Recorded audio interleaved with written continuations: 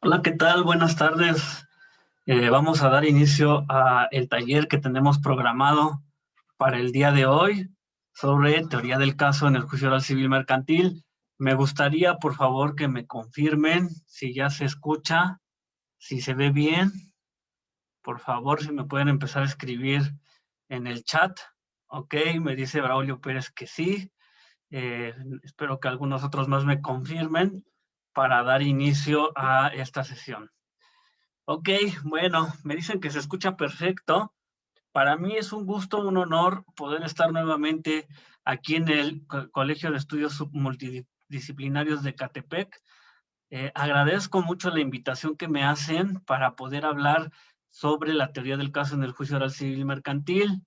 Me presento, soy el maestro Jorge Ortega Camacho, soy licenciado en Derecho por la Universidad Nacional Autónoma de México, Facultad de Estudios Superiores Aragón, maestro en Derecho Constitucional y Derechos Humanos por la Facultad de Derecho de la UNAM.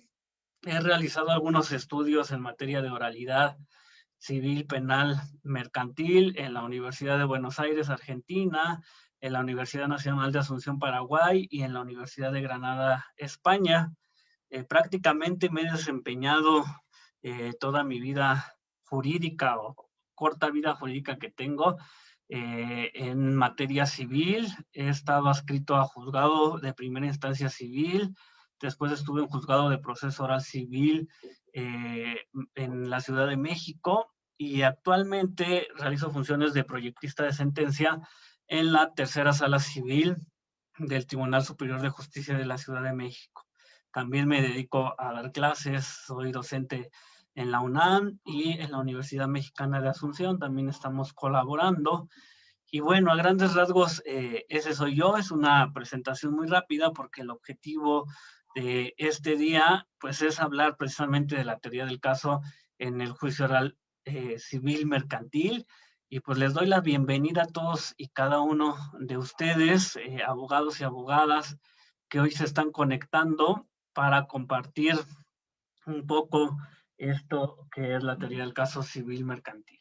Bueno, les voy a compartir una presentación que va a ser la que vamos a usar y de igual forma agradecería mucho que me digan si ya pueden ver la presentación en su pantalla, por ahí que me confirmen en el chat.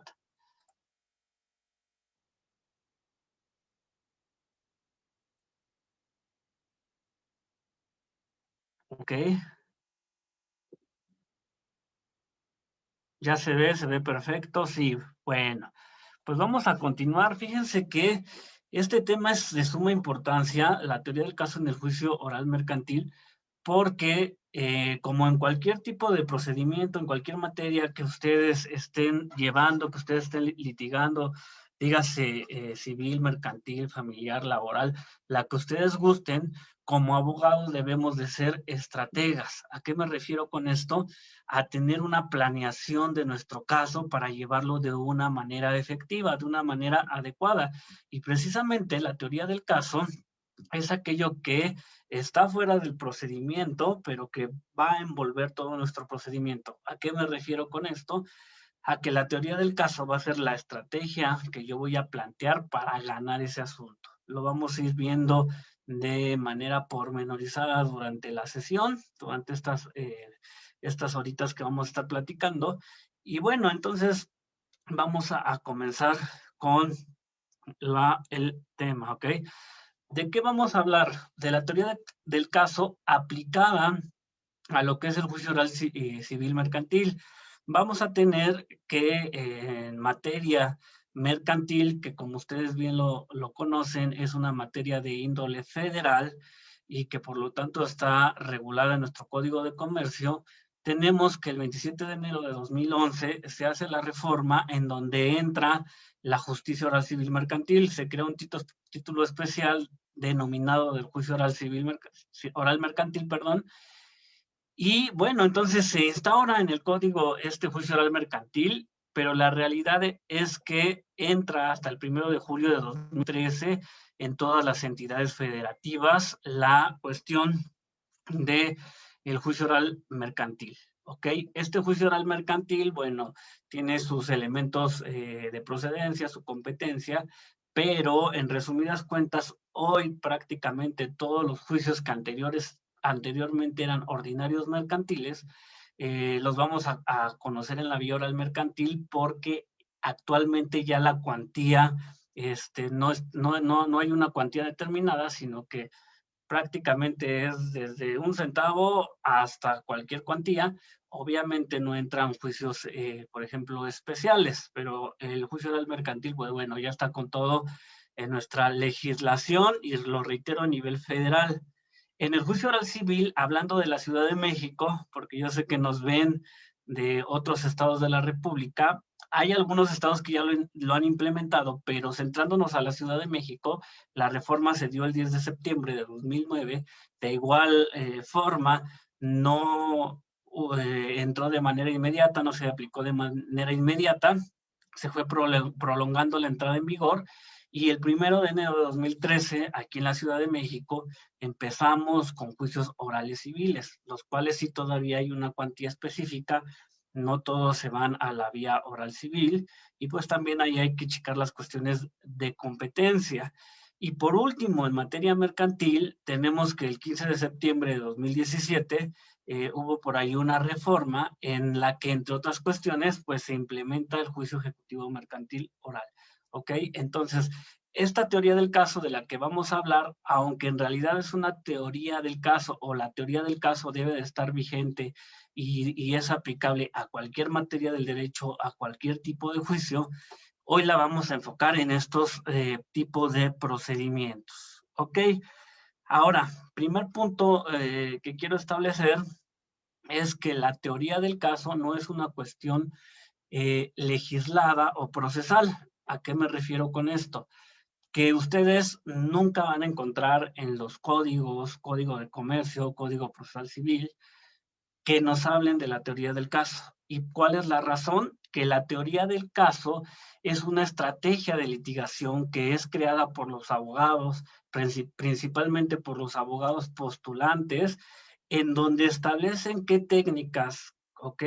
Qué estrategia, qué planeación les ha funcionado para llevar un caso de manera adecuada, para presentar ante el juez un caso que sea presentado de una manera eficaz y eficiente y que por lo tanto les dé buenos resultados.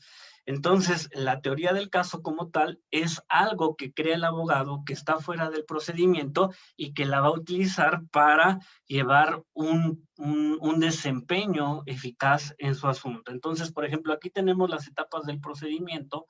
En la vía oral civil mercantil, a grandes rasgos, vamos a tener una etapa postulatoria o de fijación de la litis, que va a ser precisamente una etapa escrita, en donde, bueno, como su nombre lo dice, vamos a formular los postulados las partes por medio de nuestra demanda, nuestra contestación. En su caso, si hay reconvención, con la reconvención, contestación a la reconvención, y entonces ahí se fija una litis cerrada, una litis que es escrita, ¿ok? Posteriormente vamos a tener una etapa preliminar o de preparación al juicio oral que se va a desahogar por medio de una audiencia preliminar, en donde, bueno, pues vamos a tener diversas etapas. Primera etapa, una etapa depurativa del procedimiento, en donde se va a analizar personalidad de las partes, es decir, la legitimación procesal, y también vamos a analizar excepciones procesales. Posteriormente, pues podemos pasar a una etapa de conciliación o mediación, dependiendo la materia en la que estemos. Va a haber una etapa de hechos no controvertidos, acuerdos probatorios. Ahí, después de los acuerdos probatorios, se va a dar la admisibilidad de las pruebas y se va a citar para sentencia, ¿ok? Lo estoy diciendo un poco rápido porque el objeto no es el ver el procedimiento de este curso, sino la teoría del caso. Pero quiero que quede primero fijado el procedimiento para entender cómo aplicar la teoría del caso dentro del mismo. Posteriormente vamos a tener entonces una etapa de juicio oral, que va a ser nuestra etapa decisiva del procedimiento, en donde precisamente el juzgador va a generar convicción en su psique, en su mente, pues de quién de las partes tiene la razón, puede ser que ambas la tengan parcialmente, puede ser que ninguna de las dos las tenga, etcétera. Y entonces en esta etapa lo que vamos a hacer es iniciar con el desahogo de pruebas, lo que llamamos el desfile probatorio. Se van a desahogar las pruebas de ambas partes en el orden que el juez lo crea conveniente. Nos van a dar uso de la voz para formular alegatos, se va a declarar visto el asunto y de preferencia se va a dictar sentencia en esa audiencia. Y bien, también, por ejemplo, en materia mercantil cabe la aclaración de sentencia.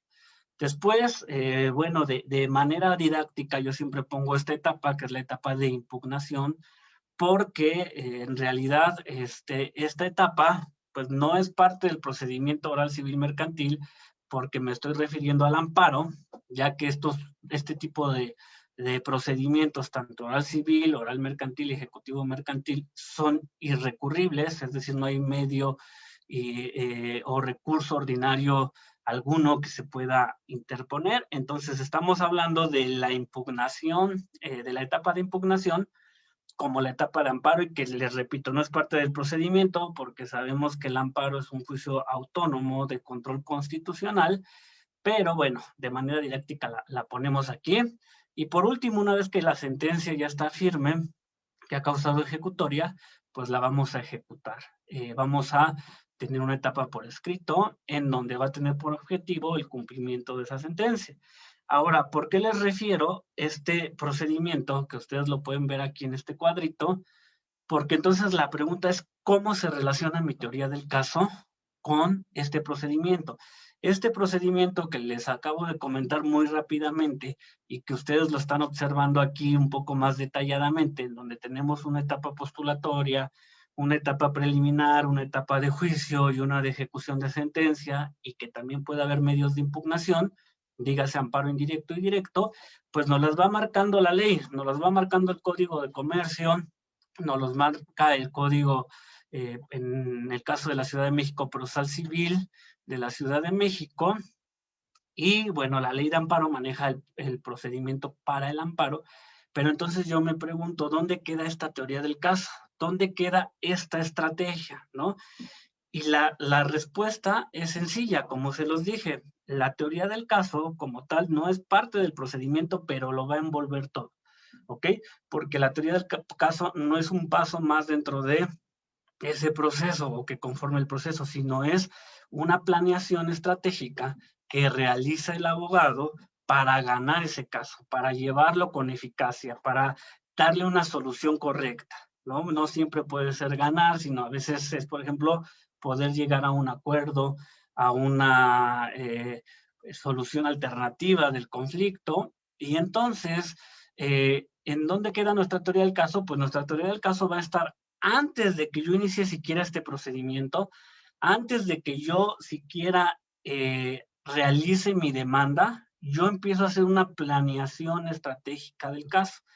Y como toda planeación estratégica, vamos a hacer un todo, es decir, vamos a planear cómo vamos a ir formulando mi actuación dentro de este procedimiento de manera estratégica, desde que el cliente empieza a ponernos a nuestra disposición su caso, desde que nos los está contando, yo empiezo a hacer una teoría del caso, empiezo a plantear una estrategia que yo puedo llevar, me va a acompañar durante todo ese procedimiento e incluso después. ¿Por qué?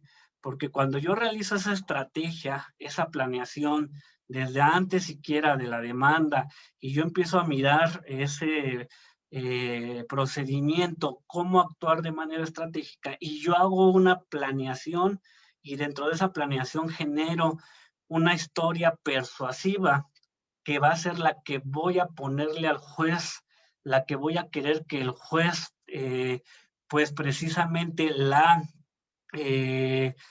tome, que sea una historia persuasiva, que el juez adhiera a ella. Entonces, desde el primer momento que yo empiezo a elaborar mi teoría del caso y la tengo constituida en una etapa constructiva de la teoría del caso, desde ahí me va a acompañar hasta pues, prácticamente la ejecución de la sentencia. Entonces, yo una vez que me fijo esa estrategia ganadora, pues voy a tratar de ser consistente con la misma. ¿ok?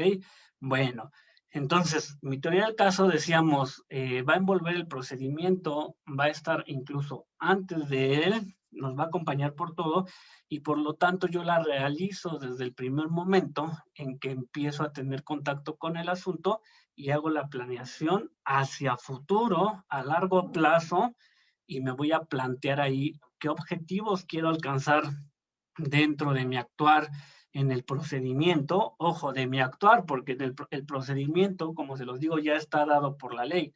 Y el procedimiento, lo reitero, no es la teoría del caso. La teoría del caso es la estrategia ganadora, cómo voy a planificar mis acciones, mis técnicas para poderlas establecer de manera efectiva y poder tener buenos resultados durante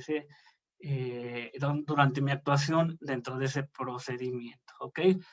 Ahora, establecido esto, tenemos que decir que la materia o la reforma de oralidad, para que sea eficaz, para que sea eficiente, para que los juicios orales en cualquier materia tengan la eficiencia que tanto estamos buscando, que cumplan con aquellos beneficios, bondades que hemos venido trabajando, como la celeridad, el contacto entre las partes, la reducción de plazos, etcétera.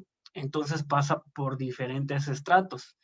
El primer estrato es precisamente que haya una reforma e implementación de los procedimientos orales.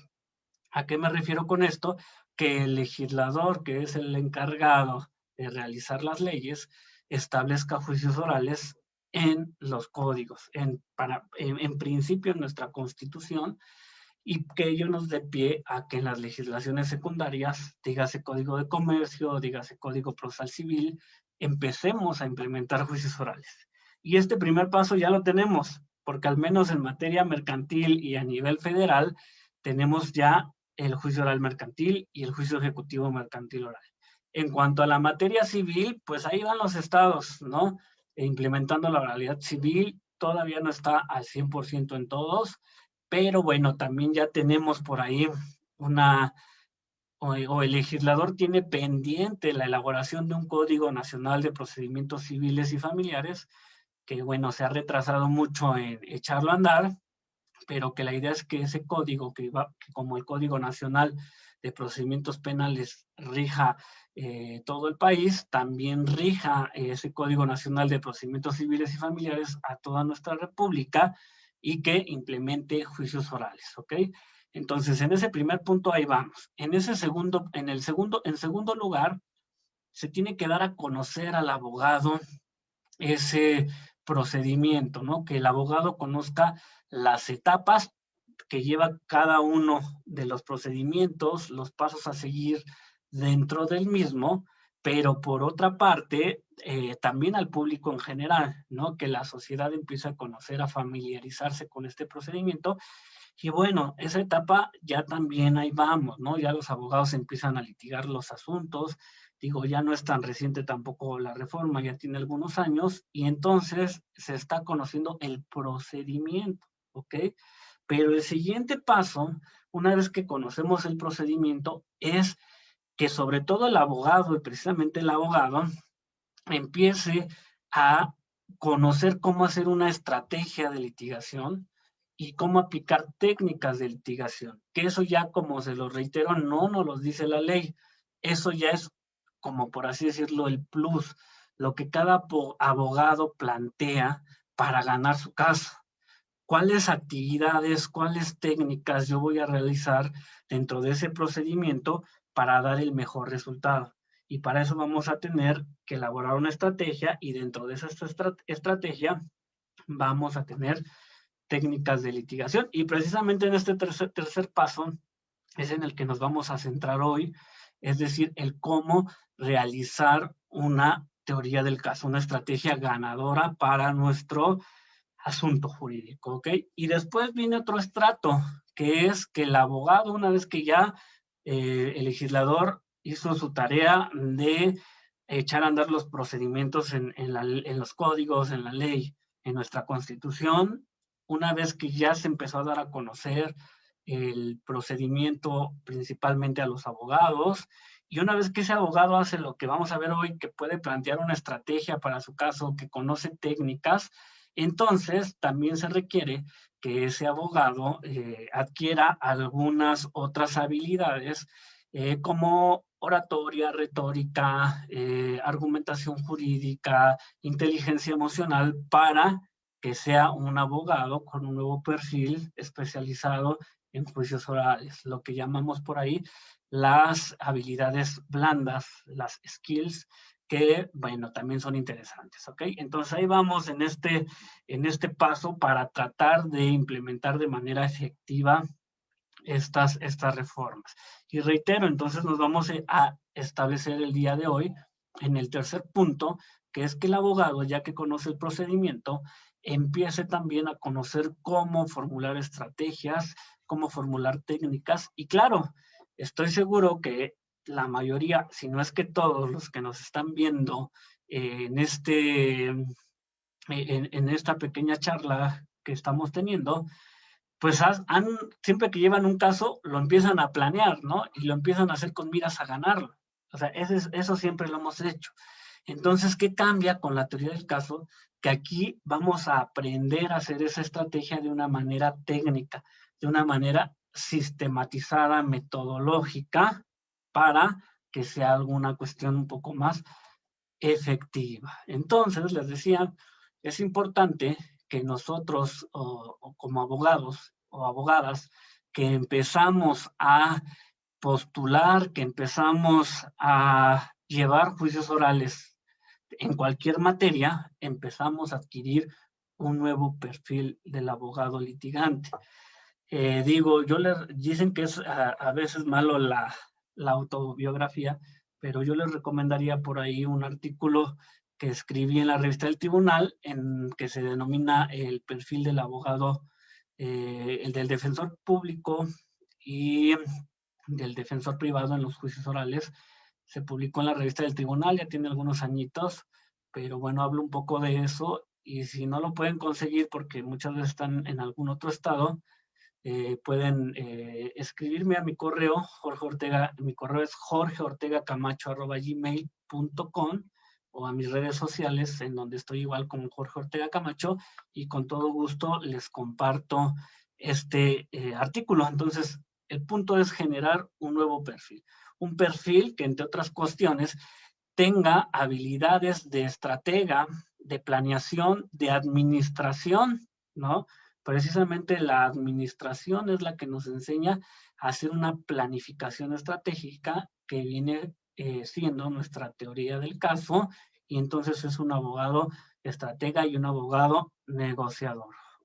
Bueno, ahora, sentado lo anterior, vamos a empezar a hablar de lo que es la litigación. ¿Ok? ¿Por qué? Porque la teoría del caso es una estrategia de litigación, la más grande. ¿Por qué? Porque acuérdense que la estrategia la planteo para todo mi asunto jurídico. Es una de sus características, que sea planteada para todo asunto jurídico, para todo el asunto, es decir, que sea a futuro y que sea precisamente en un plazo, pues generalmente largo, en el que yo planteé esos objetivos. Entonces, la litigación como tal, o postulación, si ustedes lo quieren denominar así, es todo un arte y una técnica, ¿no? La práctica forense, pues la vamos adquiriendo precisamente por medio del actuar, ¿no? Yo siempre les digo en este punto que pues no es lo mismo la experiencia que uno va adquiriendo con los años a cuando iniciamos a ejercer la carrera, ¿no? Por eso es importante empezarla a ejercer pronto. Y bueno, yo me acuerdo, por ejemplo, la primera vez que fui a solicitar un expediente, pues me topé con que la del archivo me decía, ¿no? Ok, licenciado, su documento o su expediente es de la secretaría A o B, ¿no? Eso jamás lo había visto yo en la carrera. Y yo me puse a pensar, pues no sé, ¿no? A ver, pues creo que es de la A, ¿no? Bueno, ¿y cuándo fue la última fecha de publicación? Oh, y otra cosa que yo ni la menor idea tenía, ¿no? Entonces, cada uno, si recordamos cuando iniciamos a tener un ejercicio de la práctica forense del derecho, podemos ver que el litigante no nace. Mejor dicho, el postulante no nace. El postulante se hace con la práctica jurídica, ¿ok? Pero si a esa práctica jurídica le agregamos una técnica, una estrategia, entonces vamos a ir dando mejores resultados. Y yo siempre se los digo, el mejor abogado es aquel que se dedica a la autocrítica, ¿no? Que acepta errores. Todos tenemos errores, pero los debemos de aceptar para mejorar, para decir cómo voy a cambiar yo, ¿no? ¿Por qué? Porque a veces la principal barrera que tenemos somos nosotros mismos. Yo he tenido alumnos en donde les digo, es que hay que empezar a aprender oratoria, retórica, inteligencia emocional, y dicen, ¿yo para qué quiero eso? No, si yo soy abogado. Pues porque es la punta de lanza hoy para los juicios en línea y sobre todo porque ello nos va a ayudar a la principal tarea que tenemos como abogados, que es persuadir y convencer a quién, al juez, de que nuestro caso, de que ese planteamiento que le estamos nosotros poniendo, que le estamos presentando, es el mejor y que por lo tanto se debe de adherir al mismo. Ahora, hay una diferencia entre lo que es la estrategia y la técnica de postulación, ¿ok? Comúnmente a veces llamamos litigación y postulación como sinónimos. No es del todo correcto porque hay quien dice que litigan las partes, postulamos los abogados, ¿no? Entonces, nada más aclarar eso, pero generalmente se usa como sinónimo. También generalmente solemos usar como sinónimo lo que es la estrategia de litigación y la técnica de litigación, y tampoco lo es del todo correcto. ¿Por qué? Porque mi estrategia, como se los digo, es una cuestión que envuelve todo mi asunto jurídico, que me va a acompañar desde el primer momento en que yo empiezo a escuchar al cliente y con ese ojo jurídico que se va desarrollando como abogado, empiezo a generar un planteamiento que voy a presentar ante el juez. Empiezo a generar como ese planteamiento, que es un planteamiento fáctico, un planteamiento de hechos, se subsume en el mundo jurídico y cómo lo voy a acreditar con pruebas, ¿ok? Y eso lo veo a futuro, generalmente a largo plazo, y me va a ir acompañando por todo aquel camino, ¿ok? Es decir, la teoría del caso lo es todo, es mi estrategia de litigación. Y por otra parte, la técnica de litigación ya es algo más específico, ya es una cuestión que yo voy a hacer dentro de mi estrategia, que planteo dentro de mi estrategia y que ya son actividades en específico que voy a ir generando para poder yo precisamente cumplir con la planeación estratégica que estoy haciendo dentro de mi teoría del caso. Por eso aquí decimos que la estrategia de postulación y la teoría y la técnica de litigación o de postulación, pues no son sinónimos, ¿ok? La estrategia, decimos, es un conjunto de acciones, de reglas, herramientas planificadas, es decir, yo hago esa planeación de manera sistemática en el tiempo, ¿no? Porque voy a empezar a decir, por ejemplo, en la etapa constructiva de mi teoría del caso, estos son mis hechos, así lo voy construyendo, tengo que recolectar pruebas, tengo que depurar pruebas, tengo que depurar hechos para posteriormente en la fase expositiva presentarlos ante el juez. Entonces, yo voy a decir, voy a recolectar, por ejemplo, estas pruebas, las voy a ofrecer, las voy a desahogar de esta forma, y por lo tanto ahí yo ya estoy haciendo una cuestión sistemática, metodológica en cuanto a mi teoría del caso, pero que va a viajar en el tiempo, que es a futuro, y que entonces la vamos a utilizar para idear de la mejor manera posible cómo vamos a presentar ese caso en lo general ante el tribunal. ¿Con qué fin? Con el fin de obtener los mejores resultados, los más convincentes para mi cliente. Entonces, mi teoría del caso es un todo. Mi teoría del caso es mi guía estratégica, ¿ok? Porque ahí es cuando vamos viendo esa diferencia entre la teoría del caso y el proceso. Mi proceso ya está en la ley. ¿Cómo voy a actuar de manera eficaz dentro del procedimiento y qué pasos voy a seguir para actuar de manera eficaz? Estamos hablando de mi teoría del caso y va a conducir un un conjunto de objetivos o de acciones que me van a llevar a una meta, ¿ok? Y dentro de entonces de esta estrategia de litigación podemos tener diferentes técnicas de litigación. Por otra parte, la técnica de litigación ya es, entonces es algo en particular. Decimos que es el modo, forma o procedimiento que utiliza el abogado postulante para realizar ya una actividad en específico.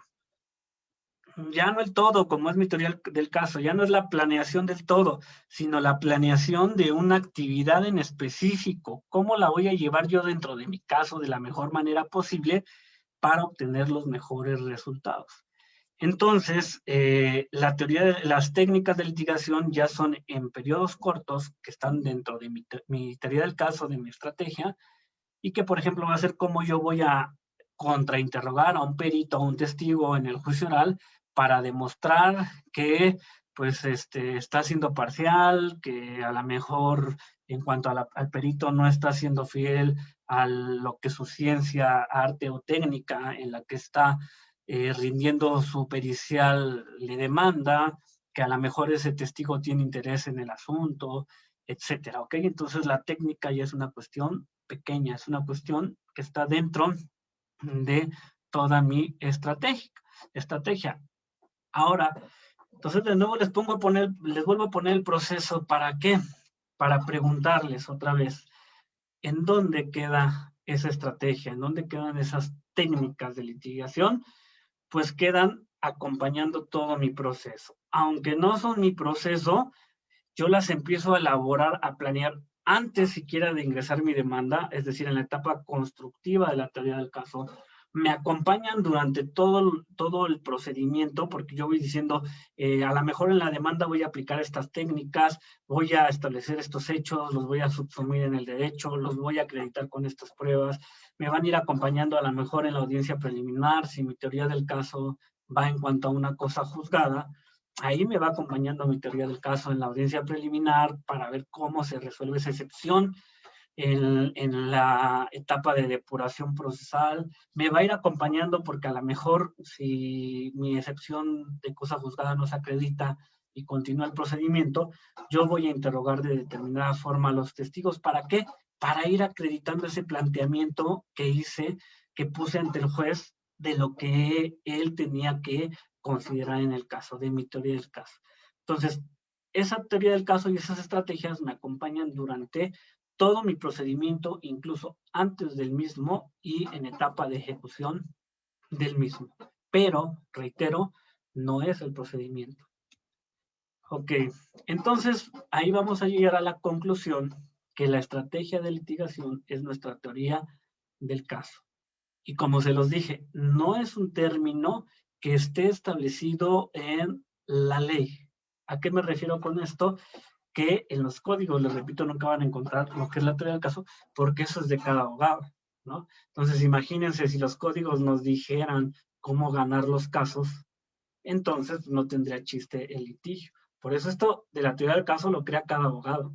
Y el abogado que elabore una mejor teoría del caso, generalmente y por consecuencia, va a ser el que pues tenga el mejor resultado. Ojo, y el mejor resultado no siempre es ganar el caso. El mejor resultado a veces también es llegar a un medio alterno de solución de controversias, a un acuerdo, a una transacción que también beneficie a los intereses de mi cliente, ¿ok? Entonces, se constituye como la estrategia de litigación más grande porque nos va a permitir planificar y jerarquizar precisamente actividades, plantearnos objetivos a seguir, ¿no? Los objetivos que podemos plantearlos conforme a las famosas reglas SMART, ¿ok? Para tener una idea de lo que sucedió y poder explicarle ante el juez, ¿no? Poder decir, mira, yo ya te estoy haciendo esta propuesta, esta es mi hipótesis, esta es mi teoría de lo que pasó y de por qué entonces mi cliente le asiste el derecho, por qué debes de condenar a la contraparte, te la estoy poniendo, pero para ponértela yo ya tengo que tener un plan jerarquizado de actividades para lograr proponerla y explicarla, y para, sobre todo, poder llevar un desempeño eficaz durante todo nuestro procedimiento, sea civil, penal, mercantil, familiar, el que ustedes gusten, ¿ok? Que de hecho la teoría del caso llega a nuestro país con la materia penal, ¿ok? Y por ahí pues habemos personas que hemos iniciado a hablar de la teoría del caso en materia civil mercantil y no porque empecemos a idearlo, sino porque es algo que se debe de establecer en todas las materias y que en otros países, como por ejemplo Argentina, Brasil, Uruguay, pues la teoría del caso se plantea en cualquiera de las etapas o en cualquiera de las materias, mejor dicho, del derecho.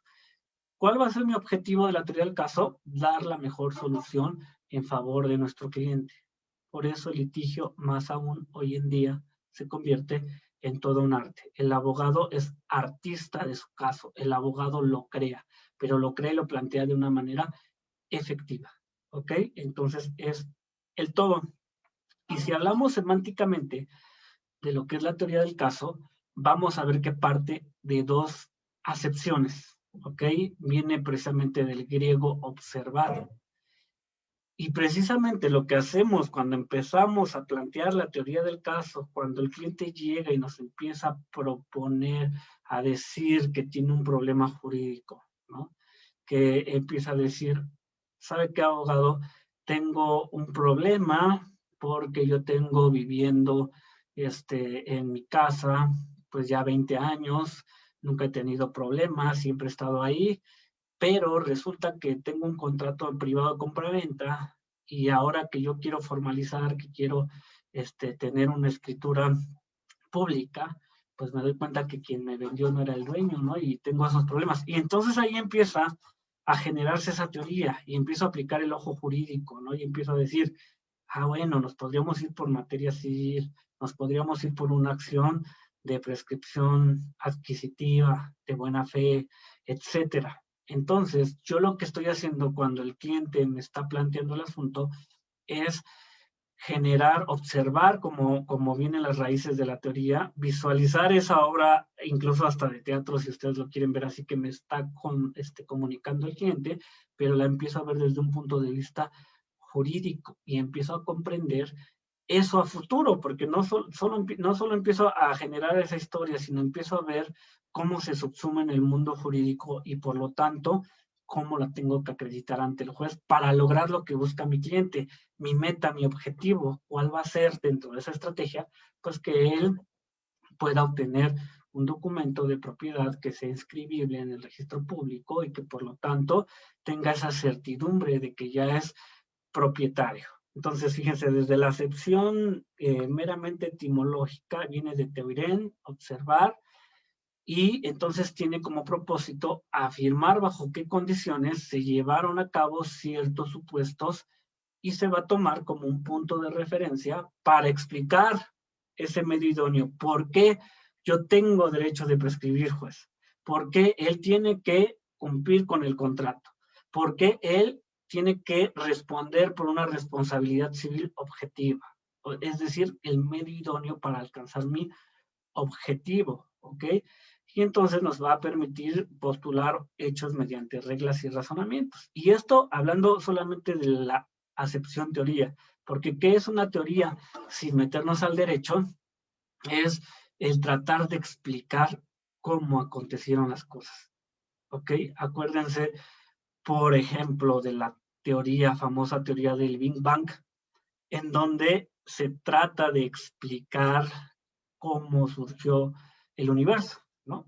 Pues, ¿qué hacemos en la teoría del caso? Trato de explicar cómo se dio ese caso, pero no lo trato de explicar de una manera aislada, sino conforme a los intereses de mi cliente, porque la característica primordial de todo abogado es la parcialidad a los intereses de su cliente.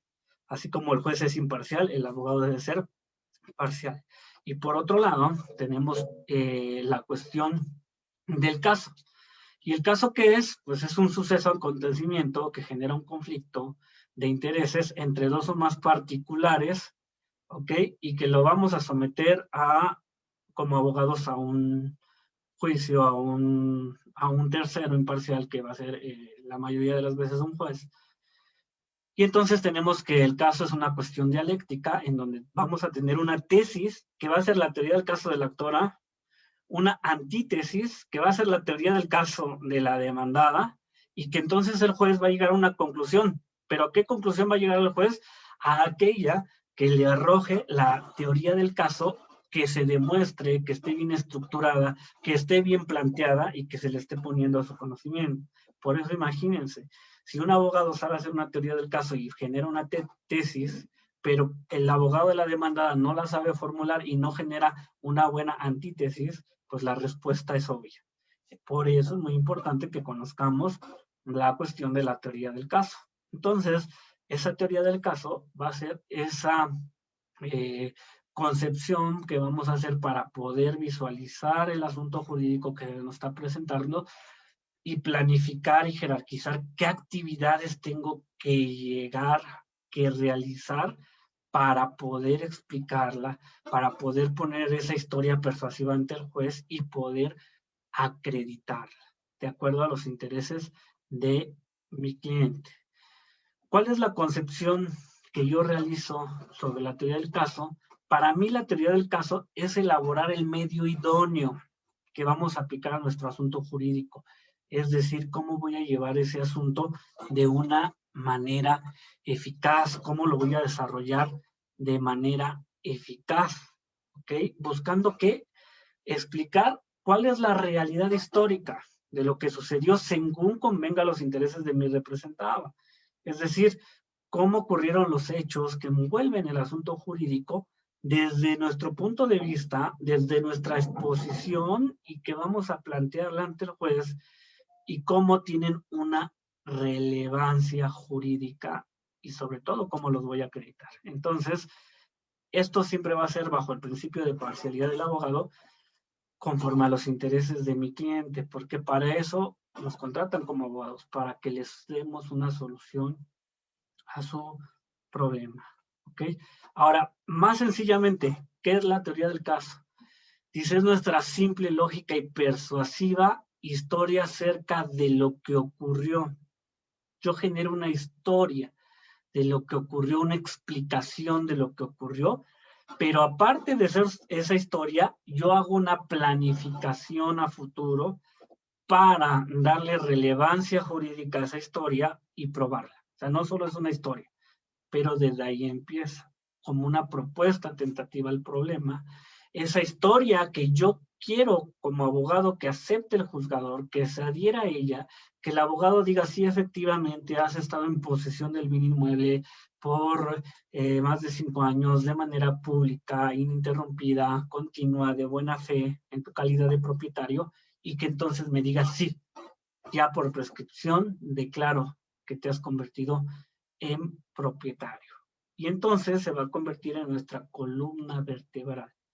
Es decir, por dónde yo voy a ir actuando. Por eso la teoría del caso va a ser como un mapa, en donde yo lo empiezo a generar desde antes incluso de ir y presentar mi demanda, de ejercitar mi derecho de acción, y que me va a ir persiguiendo hasta que yo obtenga mi objetivo. Eso es una planeación estratégica. Entonces va a ser ese camino trazado para poder ir navegando. Y algo muy importante, alguna de las características de la teoría del caso es que debe ser única. ¿Y a qué me refiero con esto? Que una vez que yo planteo, por eso mi teoría del caso, por ahí hay algunos mitos de la teoría del caso, ¿no? Hay quien dice que la teoría del caso se realiza en el juicio oral, es un total error. Mi teoría del caso la hago desde antes siquiera que presente la demanda. ¿Por qué? Porque desde ese momento yo fijo mi postura, fijo mi camino a seguir, qué actividades de manera planificada, tengo que realizar para alcanzar mi meta, mi objetivo, y entonces debe ser única. ¿A qué me refiero? Que yo no puedo decir en mi demanda, vengo a promover una prescripción adquisitiva de buena fe, y después cuando me contesta el demandado y genera otros hechos, yo diga, bueno, perdón, ¿no? Lo que quiero es que es de mala fe. Yo ya no lo puedo hacer porque yo estaría variando totalmente mis hechos, son incluso acciones contradictorias, las de prescripción positiva de buena con la de mala fe. Entonces, a eso me refiero, que yo tengo que ir llevando mi teoría del caso desde antes de presentar mi demanda y me va a ir acompañando, y yo no la puedo variar. Tiene que ser única, aunque flexible. Flexible para aguantar las posibles cuestiones imprevistas que no podía yo haber establecido y que las debe de soportar esa historia. No la puedo variar, las debe de soportar. De ahí la importancia de saber estructurar una teoría del caso. Ahora, mucho más sencillo. ¿Qué es mi teoría del caso? Es mi punto de vista, es la tesis que estoy proponiendo, mi propuesta, mi estrategia, el planteamiento, el guión, ángulo, brújula, mapa, partitura de solución que yo le estoy proponiendo al juez. Yo para empezar, ¿por qué digo que es un mapa y una brújula? Porque para empezar, a partir del planteamiento que yo hago, va a establecer toda la planeación que voy a llevar a futuro. Pero también es un mapa que le estoy dando al juez para decir, vete por este lado para que llegues a la solución correcta, que es la que beneficia a mis intereses, ¿no? Entonces, digamos que nos convertimos en el Siri del juez, ¿no? Vete a la derecha, vete a la izquierda, haz esto. Claro, no es porque le ordenemos al juez que haga las cosas, sino porque está siendo tan persuasivo ese planteamiento que el juez lo está siguiendo y sobre todo que está sustentado en el mundo jurídico y en el mundo probatorio, ¿ok? Ahora, ¿qué nos establece, por ejemplo, Weitelman y Duce? Weitelman y Duce son para mí unos grandes doctrinarios que ustedes pueden encontrar un libro que tienen varios, pero en conjunto tienen un libro que ustedes pueden descargar de internet, está en la red, y que es Juicio Oral y Prueba. Está enfocado a la materia penal, pero les va a servir mucho en estrategias de litigación. Entonces, ellos nos dicen en alguna parte de su libro que una vez que se tiene una teoría del caso, la regla casi es absoluta. Mi teoría del caso domina todo lo que hago dentro del proceso, particularmente dentro del juicio, dentro de esta etapa decisiva del procedimiento. Y nunca, nunca, nunca hago nada inconsistente con mi teoría del caso. ¿Ok?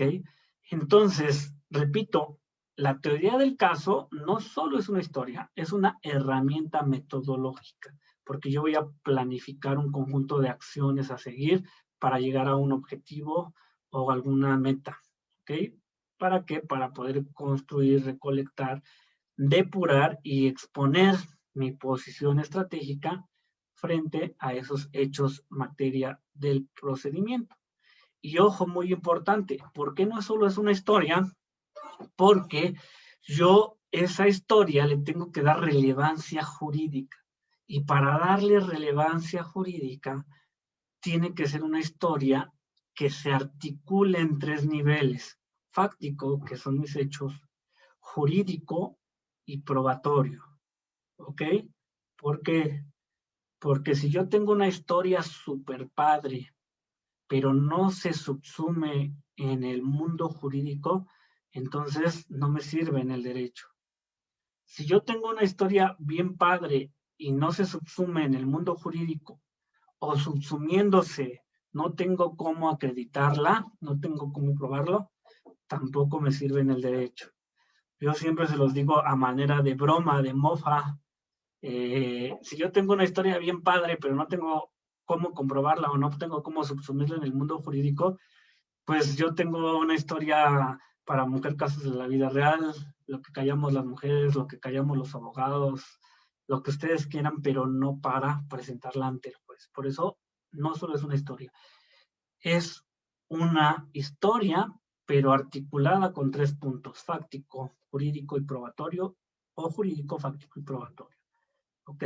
Entonces, son tres los elementos que definen a nuestra teoría del caso. Elemento jurídico, que es de donde parte todo, porque la ley está redactada de manera general y abstracta, Y de ese elemento jurídico, entonces mis hechos los debo de subsumir al derecho, debo de ver si se adecúan a ese mundo jurídico, y entonces me voy a ese elemento jurídico y por último tengo que acreditarlo con pruebas. Entonces la teoría del caso consiste en observar esa norma jurídica, esa teoría jurídica, subsumir los hechos, la teoría fáctica en dicha norma, según los elementos de convicción recopilados. Esa teoría probatoria, de modo que nos permitan construir una historia con un significado jurídicamente relevante. En este caso, civil o mercantil. ¿Ok? Bueno, entonces, hasta ahí vamos a pasar a los elementos. Primer elemento de nuestra teoría del caso va a ser un elemento jurídico. Les repito, ¿por qué es el primer elemento? Digo, no importa tanto el orden en que los pongamos, porque a veces cuando nosotros empezamos a generar la estrategia, pues la generamos en un segundo en nuestra cabeza y la empezamos a trabajar. Pero la realidad es que el primer elemento debería de ser el jurídico. ¿Por qué? Porque la ley, se lo repito, está redactada de manera general y abstracta y nosotros no podemos hacer que la ley se adecue a nuestros hechos. Nuestros hechos deben de concebirse dentro de la ley. Y entonces este primer elemento, que es un elemento jurídico de mi teoría del caso, consiste en determinar la ley tanto sustantiva como adjetiva, civil y mercantil, que sea aplicable al caso, así como la teoría jurídica a ser empleada. Es decir, cómo bajo ese elemento jurídico voy a poder subsumir mis hechos. ¿Ok? Y entonces, en este apartado, yo tengo que empezar a ver cómo esos hechos van a ser jurídicamente relevantes. Y entonces en mi elemento jurídico, obviamente tengo que empezar a ver cómo se encuadra en mi constitución, en mis tratados internacionales, en el derecho sustantivo y adjetivo, civil o mercantil, qué derecho procesal o derecho de fondo va a regir mi caso. Sobre todo, ¿no? Si hay tesis aisladas, si hay jurisprudencias obligatorias que yo pueda aplicar a mi caso, y el modelo explicativo de ese caso que yo voy a manejar. ¿Cuál es el modelo explicativo? Pues mi doctrina, lo que me explica la ley. Y de ahí empiezo a generar una teoría jurídica, un primer nivel de análisis, conforme obviamente a los hechos que me está haciendo valer precisamente mi cliente. Y algo muy importante, así como en materia penal, la base de la teoría del caso es la teoría del delito, en materia civil mercantil, la base de nuestra teoría del caso va a ser la teoría general de la acción. Es muy importante que conozcamos toda la teoría general de la acción porque precisamente el derecho civil, el derecho mercantil, se ejercita vía acción como ese derecho público subjetivo, irrenunciable, que tenemos los gobernados de poner en movimiento al órgano jurisdiccional para que resuelva nuestros asuntos, pero también se ejercita en estricto sentido el concepto de acción conforme a todas y cada una de las acciones que hay en la ley, dígase acción publiciana, acción quantis minoris, redivitoria, revocatoria, plenaria de posesión, no sé, objeción de pago de cheques, causal, etcétera. Entonces, detrás de esas acciones hay una teoría general de la acción que debemos de conocer en este primer punto de nuestra teoría del caso en materia civil mercantil. Entre este primer punto tenemos que conocer el derecho de fondo y dentro de eso es qué acción yo voy a ejercitar y cuáles principios rigen las acciones, ¿no? En forma general, que vienen en los códigos. Por ejemplo, que no se pueden acumular acciones contrarias o contradictorias, solo puede ejercitarla quien tenga interés jurídico. Cuando hay varias acciones contra una misma persona respecto de una misma cosa y provengan de una misma causa, hacerlas valer en una sola demanda para que no opere la extinción de las demás acciones o pretensiones, etcétera. Es decir, conocer este mundo jurídico para yo poder litigar en materia civil mercantil. Otra cosa, les digo, en este primer plano jurídico, que va en conjunto con mis hechos, ¿no? Porque yo de esos hechos empiezo a trabajar el mundo jurídico. Y entonces yo sobre esos hechos y ese trabajo del elemento fáctico y jurídico, pues empiezo a ver tanto el fondo de la acción como el proceso. Y en cuanto al proceso, pues esa acción que voy a ejercitar, ver si antes de ingresar mi demanda, siquiera yo en esta etapa constructiva de mi teoría del caso, pues ya tengo establecidos mis presupuestos procesales para ejercer esa acción. Si ya establecí o vi quién es competente para conocer mi caso. ¿Por qué? Porque si no, pues vamos a estar en el supuesto, imagínense, de que a lo mejor el juez se inhibe en el primer auto de conocer del asunto, o viene mi contraparte y opone la excepción, y resulta que efectivamente no promoví mi demanda ante el juez competente. Todo eso ya me está haciendo que yo no tenga un asunto estratégico, que yo no haya preparado de debida forma mi teoría del caso.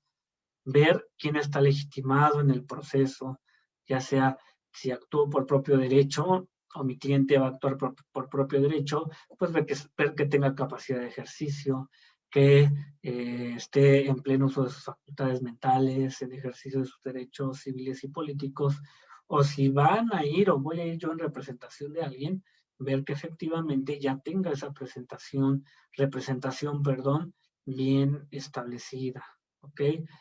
Ver cuál va a ser la vía. Yo esta historia que estoy planeando, que voy a presentar ante el juez, esto que voy a reclamar, este elemento fáctico en mi mundo jurídico, voy a decir estos hechos, qué acción me dan y que en qué vía tengo que promover esa acción, ¿no? Si no nos vamos a encontrar con cuestiones en donde a lo mejor desde el principio, ¿no? El juez observa que no es la vía, previene, la regulariza, o bien, ¿no? No se da cuenta, se sigue el procedimiento, puede ser que la contraparte oponga la excepción de improcedencia de la vía, pero yo ya, si es procedente, yo ya voy teniendo piedritas que me van a reponer el procedimiento, o incluso que en sentencia definitiva, al analizar los presupuestos procesales, entre ellos la procedencia de la vía, me digan no era la vía, ¿no? Repongo tu procedimiento, lo que incluso se podría dar en apelación o amparo en los juicios que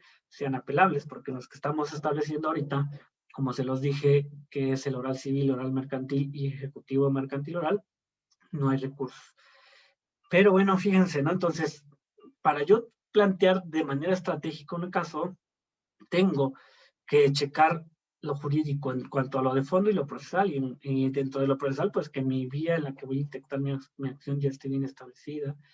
Si hay un litisconsorcio, ya sea activo o pasivo necesario, que se llame a todos los que tienen que intervenir en el juicio, que tenga capacidad mi cliente para poder actuar dentro del mismo, que tenga interés jurídico, y también esa teoría que yo voy a ir formulando, que voy a ir construyendo desde antes de la demanda, me va a llevar a que yo pueda presentar una demanda formal y sustancialmente válida. ¿Ok? Ahora, va a haber juicios en donde también yo tengo que checar dentro de este elemento jurídico de mi teoría del caso que se cumplan con los presupuestos procesales. Es decir, hay asuntos en donde como presupuesto especial de ese asunto se requiere, por ejemplo, un título ejecutivo para una vía ejecutiva civil o mercantil, para un juicio hipotecario que haya un título hipotecario, para un sucesorio testamentario, un testamento, etcétera. Claro, estos juicios no son procedentes en las vías orales, por ser juicios especiales, pero lo pongo para ejemplificar lo que estamos comentando. Ahora, mi proceso está, pero incluso antes todavía de que yo empiece a ver dentro de mi elemento jurídico de la teoría del caso que esté debidamente integrado el proceso, también tengo que establecer muy bien el fondo para ver si esa historia persuasiva que voy a plantear tiene relevancia jurídica o cómo voy a establecerla yo con relevancia jurídica. Y entonces tengo que ver qué acción voy a ejercitar de fondo o acciones, cómo las voy a establecer, y entonces tengo que ver cuáles son los elementos generales de mi acción que estoy estableciendo. Por ejemplo, un juicio reivindicatorio, ¿no? Que dice el juicio reivindicatorio, ¿quién tiene, qué nos dice la ley en el artículo 4? ¿No? Se los voy a leer para que vayamos ejemplificándolo. Por ejemplo, la ley, que ese es mi elemento jurídico, aquí en el Código Postal de la Ciudad de México, nos establece que la acción reivindicatoria, dice, compete a quien no está en posesión de la cosa de la cual tiene la propiedad, y su efecto será declarar que el actor tiene dominio sobre ella y se la entrega al demandado con sus frutos y accesiones. Entonces ahí está mi primer elemento jurídico, eso me dice la ley. Ahora, analizando eso, ¿qué persona la puede ejercer? Pues únicamente el propietario. Si mi cliente no es el propietario, mi teoría del caso ya no puede ir en una acción reivindicatoria. ¿Contra quién se ejerce? Pues contra quien posee el bien sin derecho. Si esa persona entró, por ejemplo, por un contrato, una relación personal, ya no puedo ir por esa teoría del caso. ¿Cuál es la causa jurídica o título de la acción? Es decir, ¿qué derecho y presunta violación de ese derecho persigo la propiedad?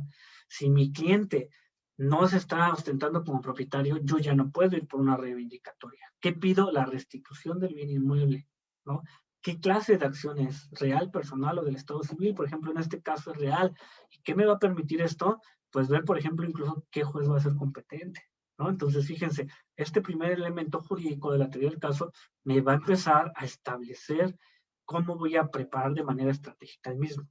Y una vez que yo tengo esa teoría del caso, empiezo a analizar la teoría del caso desde el punto de vista jurídico, ya estoy estableciendo que ahí voy a analizar pues todo el ordenamiento jurídico aplicable, que dentro de eso voy a estudiar mi proceso y mi fondo, y dentro de mi fondo decía los elementos generales de la acción. También me voy a ir a los requisitos de procedibilidad de cada una de las acciones, ¿no? Ahí les pongo un ejemplo: otorgamiento y firma de escritura. Aquí en la Ciudad de México lo tenemos en el 27. ¿Cuáles van a ser mis elementos de procedencia de esa acción? Pues voy a tener que acreditar que me une una relación jurídica con una relación contractual con el demandado, que el actor tiene derecho a que se le extienda ese título legal correspondiente y que el enjuiciado se encuentra obligado a extenderlo.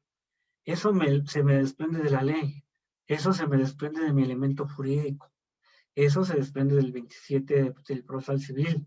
Entonces ahí estamos en nuestro primer nivel de análisis de la teoría del caso, el análisis jurídico, ¿ok? Y dentro de ese primer análisis jurídico, entonces yo empiezo a desembocar al análisis fáctico, porque yo ya sé que entonces dentro de mis hechos tengo que relatar en primer término cuál fue la relación contractual. Tengo que relatar en segundo término con hechos específicos del caso en concreto por qué mi cliente tiene derecho a que se le extienda el título correspondiente, y por último, por qué el enjuiciado se encuentra obligado a extenderlo. Pero más allá, tengo que irlo viendo desde el tercer análisis, desde el tercer punto de la teoría o elemento de la teoría del caso, que es probatorio. ¿Cómo voy a probar yo que hay un contrato, ¿no? Pues con el contrato, con a lo mejor testigos, con la confesional, etcétera, ¿no?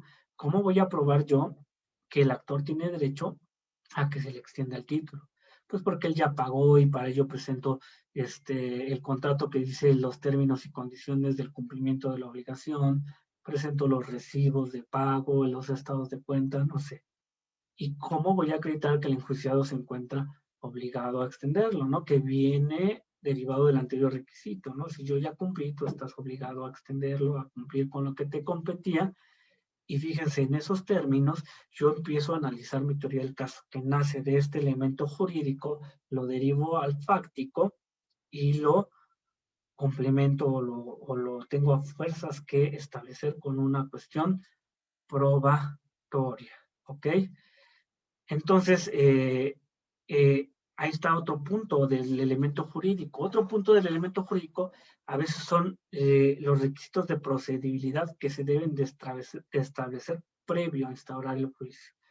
Hay ciertas acciones que para yo poder entablarlas, tengo previo a ellas que establecer o lograr que o cumplir con ciertos requisitos para que pueda entrar al fondo el juez. Si no se cumple, no puede entrar.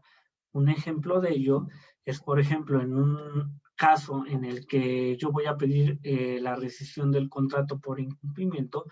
Previo a pedir la rescisión, yo tengo que acreditar que hay o tiene que estar, mejor dicho, establecido el incumplimiento.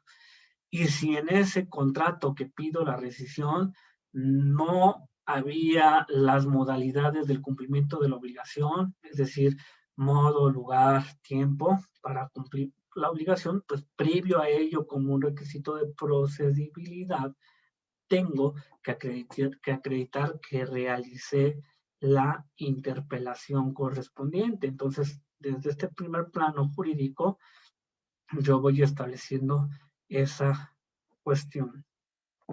Otro punto del plano jurídico. Tengo que ver si yo, o mi cliente, mejor dicho, a quien estoy representando, quien va a ser la parte actora formal o demandada en el juicio, cumple con las condiciones generales de la acción. Es decir, si la acción que yo voy a ejercitar, que yo voy a estar bajando desde este mundo jurídico, está contemplada en la ley, ¿no? Bajo el principio de las acciones, que dice nula leyes sin acciones, no hay acción sin ley. Entonces, para que yo pueda ejercitar una acción, tengo que invocar un derecho o voluntad de la ley. ¿Ok? Legitimación en la causa activa. Si mi cliente, si voy por la parte actora, es quien la ley le da el derecho de reclamar, de exigir esa acción. Es la identidad de la persona que la acción contempla, que la ley contempla, con la que va a ejercitar el derecho. O bien si a quien le voy a solicitar ese derecho, hablando de legitimación pasiva en la causa, es quien me debe de responder por el mismo. O si yo como demandado, por ejemplo, no tengo que responderte porque no soy la persona que la ley establece y por lo tanto te establezco una falta de legitimación pasiva en la causa. Si tengo también un interés para obrar, si yo soy el que tiene ese interés jurídico, porque si no, me voy a llevar un juicio cuando al final de cuentas me va a decir el juez, no tenías legitimación en la causa como actor, o bien a quien demandaste no tenía la legitimación pasiva en la causa, y entonces yo no generé una buena estrategia, porque yo no previo a formular este punto, esta cuestión, no realicé yo ese análisis de las condiciones generales de la acción. Entonces, en este primer elemento jurídico de la teoría del caso, como se lo repito, es establecer precisamente el contenido jurídico, ¿no? Porque yo voy a empezar a formular una historia persuasiva que voy a presentar al juez, pero lo debo hacer de una manera estratégica. Y para hacerlo de una manera estratégica, primero debe de estar subsumido en la ley. Segundo, poder yo acreditarlo con pruebas para que ello me permita fijarme una meta a la que quiero llegar y una planificación de actividades para llegar a esa meta, como por ejemplo, recabar pruebas para llegar con las pruebas al juicio, a lo mejor preparar, más no aleccionar, preparar testigos, etcétera. Entonces, todo esto va dentro de la teoría del caso. Bajamos al segundo nivel de análisis, al segundo elemento, que es el fáctico. Les digo, aunque van de la mano, porque yo no puedo empezar a generar una teoría jurídica si no tengo mis hechos, ¿ok? Pero de manera didáctica lo establecemos en este punto. Y en cuanto a este elemento fáctico, vamos a decir que va a ser la reconstrucción de los hechos que cada parte ha narrado a sus respectivos abogados defensores, a sus respectivos abogados. Es decir, yo esos hechos que tú me los estás trayendo como cliente, ¿cómo los voy a empezar a reconstruir? ¿Cómo los voy a empezar a subsumir al mundo jurídico? Y siguiente, mi elemento probatorio. Es decir, cuáles van a ser mis medios de prueba o material probatorio que va a acreditar esa historia que estoy haciendo desde mi punto de vista fáctico y que está subsumido en el derecho, pero que como ya se los comenté con anterioridad. No basta tener una historia bien padre, no basta tener una historia creíble si esa historia no está subsumida en el derecho, porque al derecho civil mercantil únicamente le interesan historias con relevancia jurídica. Pero aparte de ello, no basta que yo tenga una historia, no basta que tenga una historia con relevancia jurídica si yo no tengo cómo acreditar. ¿Ok? Recuerden sobre todo las reglas probatorias de la carga probatoria en materia civil, ¿no? Cada parte debe de probar los hechos constitutivos de sus pretensiones. Por lo tanto, el actor debe de acreditar su acción y el demandado sus excepciones y defensas. ¿Ok? El que afirma está obligado a probar. El que niega no está obligado a probar, al menos que su negativa envuelva una afirmación o contravenga una presunción legal, etc. Entonces hay que estar muy atentos con el elemento probatorio y que este elemento probatorio yo lo tengo que tener bien fijado, lo repito, desde antes de elaborar la demanda, desde antes de presentarla. Esta teoría del caso tiene una importante tarea antes siquiera de pisar los juzgados. Y entonces este elemento probatorio consiste en establecer qué medios de prueba o material probatorio comprobarán la existencia de nuestras proposiciones fácticas que sustentan el ejercicio de la acción y pretensiones, o en su caso los hechos base de excepciones y defensas opuestas por el demandado y que, reitero, tienen un trasfondo en cuestión de jurídica, ¿no? No debemos de perder eso. Ahora, es bien importante el elemento probatorio, porque acuérdense que la prueba va a ser el sustento del fallo, el sustento definitivo, va a evidenciar la verdad o falsedad de mis proposiciones fácticas, de mi teoría del caso, y yo tengo que acreditar esa teoría del caso con pruebas que cumplan con los principios de las pruebas, es decir, pruebas que sean idóneas, pruebas que sean pertinentes, suficientes, legales y admisibles. Y yo dentro de esta planeación estratégica que empiezo a hacer a futuro, que empiezo a realizar sobre todo mi caso, empiezo a ver primero cómo voy a recolectar esas pruebas, cómo las voy a recabar, incluso, reitero, o más bien antes de llegar a presentar mi demanda, sobre todo porque en materia civil mercantil, acuérdense que mis pruebas, y más en oral civil mercantil, mis pruebas yo las tengo que ofertar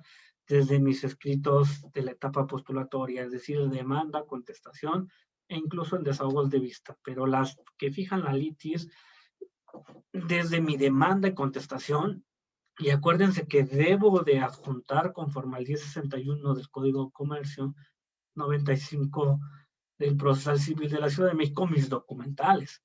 Y solo que yo no las tenga a mi disposición puedo pedir auxilio al juez. Pero de ahí en fuera, yo antes de presentar un asunto, yo ya tengo todas mis pruebas recabadas. Y empiezo a hacer esa planificación, las voy a recabar, ya cuando las tenga y elabore toda mi estrategia, entonces ya puedo pasar a la fase expositiva de la teoría del caso, presentar mi caso ante el juez, y cuando yo presento mi caso ante el juez, yo ya llevo todas las pruebas, pero también voy planeando cómo las voy a presentar, cómo las voy a ofrecer, cómo se van a preparar en caso que necesiten preparación intraprocesal y cómo las voy a deshogar. De la mejor manera, de una manera eficaz, de una manera estratégica basada en técnicas de litigación. ¿Ok? ¿Por qué? Porque si no elaboramos una debida estrategia probatoria, mi resultado puede ser frustrante, ya que la prueba existió, pero con resultados nulos. ¿Ok? Entonces hay que tratar de fundamentar cada hecho mínimo con 3 pruebas. Yo sé que no siempre se puede juntar al menos 3 para cada hecho, pero en la medida de lo posible hay que tratarlo y siempre hay que contestar las preguntas qué y cómo lo voy a demostrar. Y sobre todo también concretizar mis pretensiones, esa aspiración personal, ese interés particular que yo tengo o que mi cliente, mejor dicho, tiene sobre el asunto en específico. Y vuelvo, ¿cuándo se realiza la teoría del caso? pues se realiza desde el primer momento en el que yo tengo contacto con el cliente, me empieza a platicar su asunto y yo les digo, el abogado se debe de convertir como el médico, ¿no? El médico tiene un ojo clínico que decimos, llegan con el doctor y, oiga, doctor, sí, fíjese que yo, pues, tengo estos síntomas, no puedo dormir, me duele la cabeza, etcétera, ¿no? Y el doctor empieza a decir, ya sé por dónde vas, tienes esta enfermedad, ¿no? Obviamente te voy a mandar a hacer estudios, etcétera, para acreditarlo. El abogado igual, cuando empieza el cliente a decirnos, a contarnos su caso, yo empiezo con ese ojo jurídico que tengo que desarrollar. Por eso es importante la especialización del abogado por materias, tratar de no ser todólogos. No estoy en contra de quien busca tener varias materias, pero yo recomiendo que hay que especializarnos en una porque el derecho es muy amplio. Y entonces yo establezco ya con ese ojo jurídico por dónde me voy a ir. Bueno, lo que tú me estás platicando va enfocado a una responsabilidad civil objetiva, ¿no? Que vamos a demandar. Y entonces empiezo a generar esa planeación, ¿no? Y la teoría del caso, entonces, no se realiza en los alegatos de juicio oral, no se realiza en la audiencia de juicio oral, no se realiza cuando empiezo a hacer la demanda, no. La teoría del caso se realiza desde el primer momento en que empiezo a conocer del asunto y desde ahí lo empiezo a planificar, a jerarquizar para dar los mejores resultados. Por eso, de todo esto que yo les he comentado, vamos a poder establecer una estructura de la teoría del caso.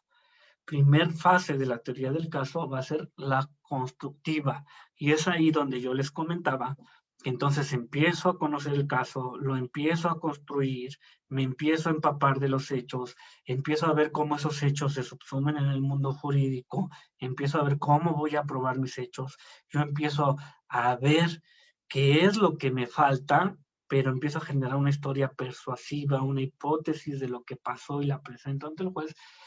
Y entonces paso a mi fase recolectiva, ¿no? ¿Qué me hace falta? Tanto de cuestiones fácticas como de cuestiones probatorias para darle un sostén a esa teoría del caso que estoy construyendo de una manera eficaz. Y entonces empiezo a recabar hechos que hacen falta, empiezo a recabar pruebas, me puedo empezar a interrogar con testigos, puedo empezar a generar mi caso. Pero ya que tengo eso, también es importante pasar a la etapa depurativo-selectiva. ¿Por qué?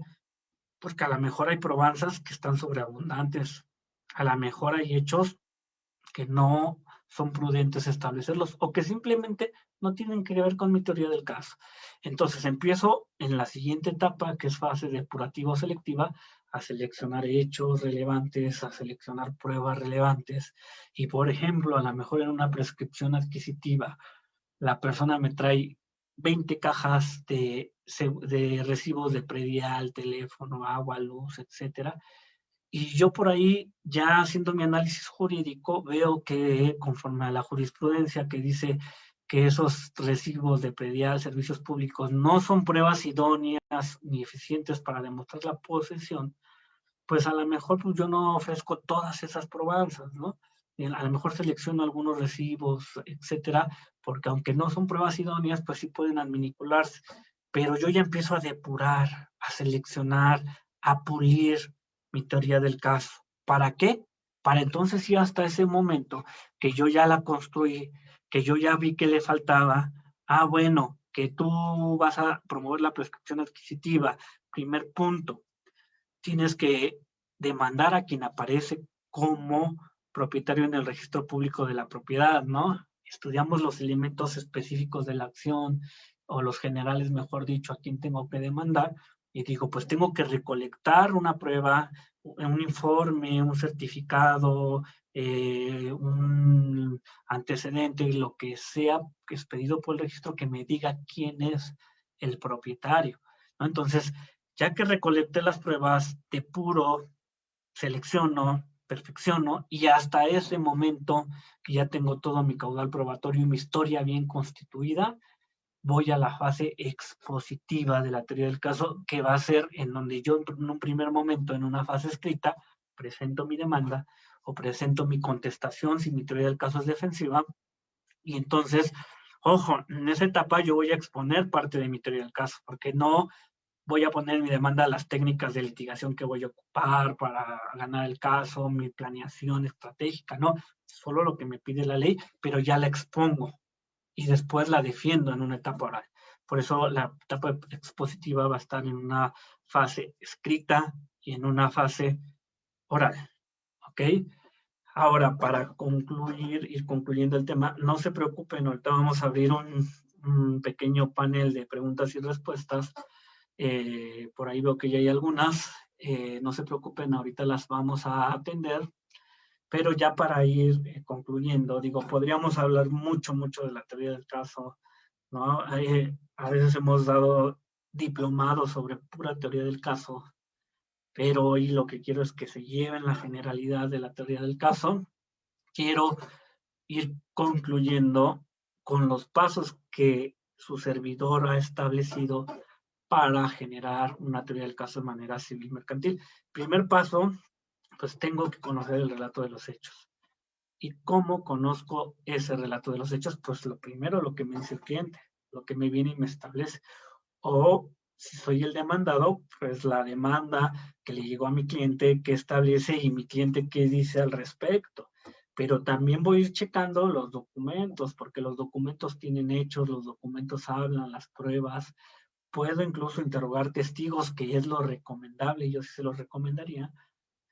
Porque, por ejemplo, anteriormente se tenía la idea que el abogado que se veía con los testigos, pues faltaba la ética y que incluso esos testigos podrían ser tachados. Hoy con los juicios orales esa idea se queda atrás y se dice que el abogado que es bueno se ve desde este primer punto, antes de presentar la demanda, antes de ofrecerlos, etcétera, con los testigos, no para leccionarlos, no para decirles qué van a decir, sino para poder el ayudarlos a que expresen lo que saben y a conocer lo que ellos saben respecto del asunto. Entonces, en este primer paso, yo empiezo a conocer el relato de los hechos y bueno, yo siempre les digo que dentro de ese relato podamos empezar a identificar circunstancias de modo, tiempo y lugar. Y las 7 preguntas de oro de la criminalística. Yo por aquí les agrego otras más, pero son 7 de la criminalística, que es qué hizo, quién lo hizo, a quién, cómo, cuándo, dónde, con qué, y agregamos por qué, cuál fue el resultado. Y claro, van a decir, ¿qué tiene que ver la criminalística con el derecho civil mercantil? Pues directamente nada, ¿no? Indirectamente sí, pero directamente no, pero solamente es usar esas preguntas, que a veces yo llamo preguntas chismosas, para tener un conocimiento fáctico amplio y sustentado, que no se nos vaya a ir por ahí nada, para empezar a armar el caso. Bueno, que ya conozco perfectamente el relato de los hechos, entonces realizo un proceso de subsunción de esos hechos en el derecho. Esa historia que estoy creando, que estoy planificando, que estoy puntualizando sobre todo mi caso y a futuro, esos planteamientos metodológicos y estratégicos, pues deben de ir subsumidos en el derecho. Es decir, mis hechos que me están presentando deben de tener respaldo en el derecho. Yo no puedo ejercitar una acción si no hay una cuestión jurídica que la establezca, que la prevenga precisamente en la ley. ¿Ok? Y aquí decimos, por ejemplo, tengo que ver, ¿no? Vienen y me dicen que le quitaron la posesión a mi cliente, que no sabe quién es, que pues él ha tenido ahí 20 años, que siempre ha estado de buena fe, que tiene pues un contrato que si bien no lo hace propietario porque no está en escritura pública, es privado, etcétera. Entonces yo de ahí ya empiezo, les decía, a subsumir esos hechos y digo, ¿en qué mundo jurídico estos hechos que me está trayendo a mi cliente lo voy a sustentar? Y podemos decir, por ejemplo, aquí en la Ciudad de México, en el artículo 9, que nos habla de la acción plenaria de posesión.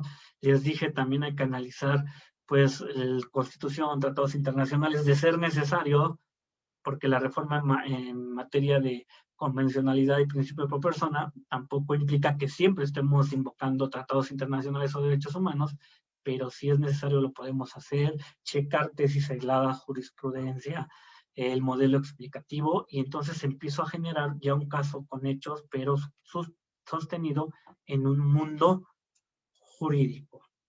Siguiente paso. Realizo una investigación sobre diversos aspectos. Yo ya tengo mi teoría, yo ya tengo mis hechos, estoy conociéndolos, los estoy empezando a subsumir en un mundo jurídico, pero a veces me falta algo, ¿no? Quiero promover la prescripción adquisitiva, pero no sé si en realidad ese inmueble siquiera está inscrito en el registro público o en el Instituto de la Función Registral, dependiendo cómo se le llame en el estado que amablemente nos estén siguiendo. Entonces, yo empiezo a hacer esa investigación de las cosas que le faltan a mi teoría del caso. Empiezo a ver qué pruebas tengo que recolectar. Entonces, investigo. El abogado se tiene que convertir hoy en día en un investigador de su asunto. Siguiente paso. Ya que tengo los hechos, los estoy subsumiendo en el mundo jurídico y estoy ya investigando, complementando lo que me hace falta y lo tengo ya completo, entonces sí genero una teoría, una hipótesis tentativa de lo que pudo haber sucedido. Y esa teoría aparte va con esa planificación a futuro de qué voy a hacer para esos hechos que están subsumidos en el derecho, los acredite y los plantee en la fase expositiva de la teoría del caso ante el juez. Siempre es muy importante que tengamos un móvil de nuestra teoría del caso, es decir, el por qué sucedió ese hecho. Las cosas en la vida real, en nuestra vida cotidiana, en cualquier aspecto, no suceden aleatoriamente. Entonces hay que explicarle al juzgador dentro de esa historia persuasiva, esa hipótesis, el por qué sucedieron las cosas y por qué yo tengo la razón y por qué me asiste el derecho, ya sea como actor o demandado, por qué mi acción es procedente o mis excepciones y defensas son procedentes. Y en este punto siempre hay que analizar el famoso test de superposición, es decir, mientras mi contraparte esté en más condiciones de suponer a mi misma proposición fáctica otra interpretación, al menos igualmente razonable y creíble sobre esos hechos, más débil es mi propuesta. Mi planteamiento, mi proposición fáctica debe de ser firme. Para ser firme debe estar sustentada en derecho, en pruebas, creíble, lógica, funcional, persuasiva. Entonces yo tengo que crear una teoría del caso convincente. Por eso hablábamos que el caso es una cuestión dialéctica en donde hay una tesis, una antítesis y llegamos a una síntesis. Pues ya sea que yo esté formulando la tesis como actor o antítesis como demandado, ya sea en lo principal o lo reconvencional, yo debo de formularla mejor para que pase este test de superposición y entonces pueda tener un buen resultado. Siguiente aspecto es sustentar los hechos que ya están subsumidos en la ley, que ya los establecí con una hipótesis, que ya los tengo completos, que ya tengo una historia con pruebas.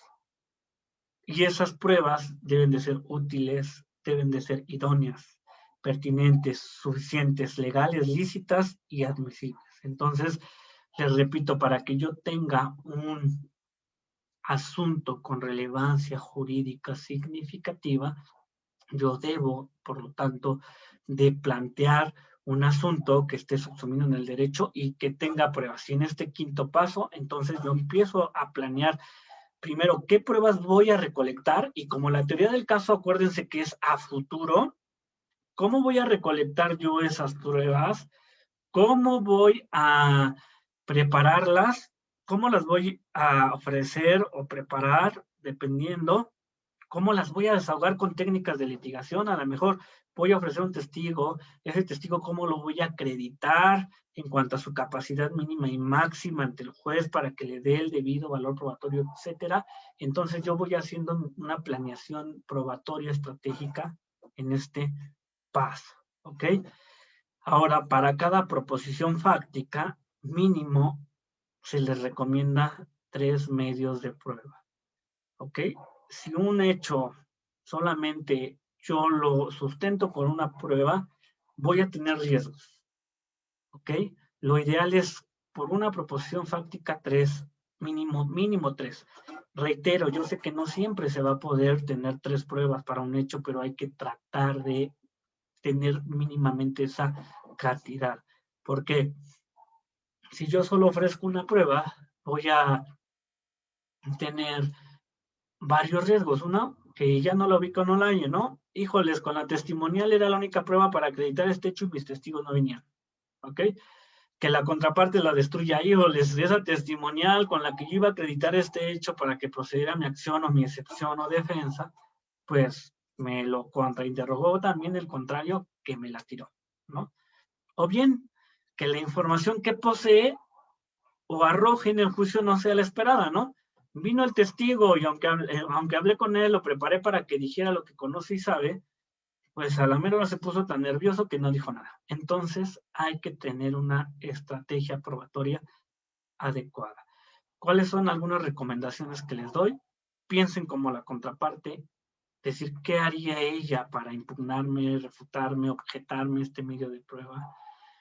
Chequen, ¿no? Lo que en administración decimos el FODA, fortalezas, oportunidades, debilidades y amenazas internas y externas de mi caso, y pensar cómo, por ejemplo, en cuanto a las fortalezas u oportunidades, hacerlas ver de manera remarcada en el caso y cómo mis debilidades, mis amenazas, sortearlas, sobre todo explicarlas antes de que mi contraparte las use, en mi contra yo las explico ante el juez. Por medio de la prueba intentamos demostrar al juez el elemento fáctico. Entonces, pruebas débiles hay que tratar de robustecerlas con sólidas, establecer cuáles son las pruebas pertinentes y cuáles fallas podría haber, ¿no? Entonces, hay que establecer, hay que tener bien en claro esto, buscar el orden estratégico en el desahogo de pruebas, que esto es difícil en civil mercantil porque el juez es el que tiene a su cargo cómo va a desahogar esas pruebas, ¿ok? El orden de las mismas. Y hay que ir checando cuáles pruebas son innecesarias, eso se hace en la etapa depurativa, anticipar cómo me las podrían refutar, organizarlas, mis interrogatorios, el orden de los mismos, establecer técnicas de litigación, y esto lo estoy haciendo desde la etapa constructiva de mi teoría del caso. Desde ahí estoy viendo cómo ya en la etapa expositiva, en la segunda fase de la etapa expositiva oral, voy a aplicar técnicas de litigación. Y aquí les pongo un ejemplo. Dice, yo para acreditar mi proposición fáctica en el sentido de que Jorge le prestó 70,000 pesos a Enrique, yo la puedo descansar en 4 medios de prueba, ¿no? El contrato mutuo simple realizado por escrito, ¿no? Si yo digo, no, pues ya con el contrato lo acredito, corro el riesgo que ya les comenté, me tiran esa prueba por una u otra razón, ya se me fue mi caso, entonces hay que tratar de buscar más pruebas. Y puedo agregar la testimonial de quien vio la celebración del contrato, la confesional, por ejemplo, ahí ya tengo al menos mis 3 elementos de prueba recomendados, y en caso de que el contrario reconozca la firma, pues a su vez puedo agregar, por ejemplo, una pericial, ¿ok?